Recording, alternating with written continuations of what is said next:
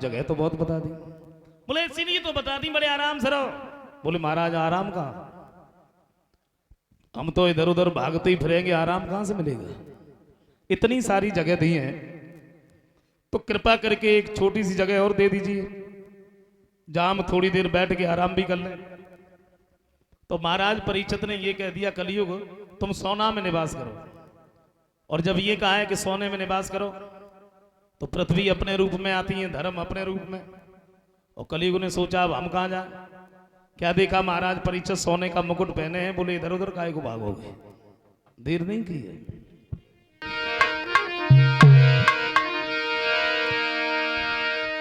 तो कलयुग छोटो रूप बनाया,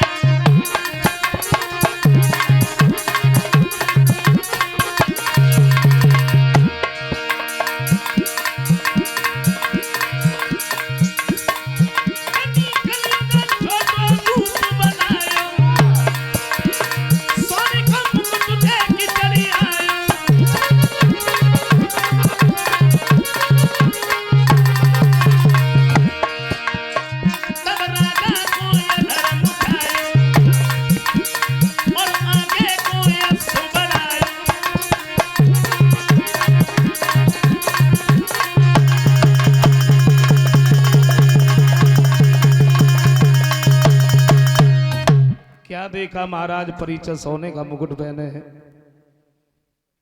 कलयुग ने देर नहीं की, छोटा सा रूप धारण कर लिया, महाराज परीक्षित के सिर पर सवार हो गया, उस मुकुट में बैठ गया।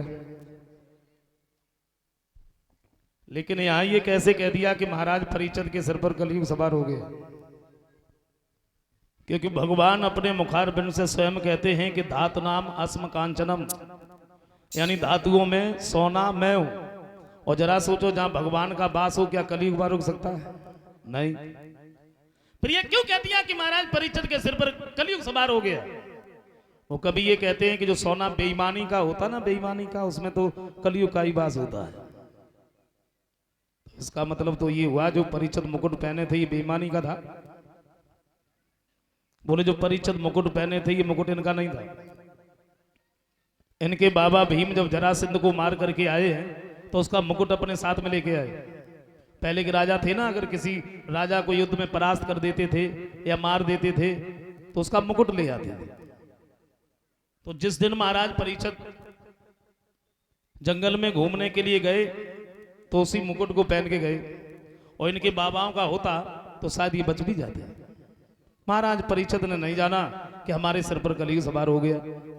महाराज परीक्षित अश्व पर सवार हुए और ये महलों की तरफ बढ़ गए। गौर करते हैं, लेकिन छोटा सा एक लाइन का पहले कीर्तन बोल लेते हैं, फिर आगे की कथा सुनते हैं। सब लोग बोले।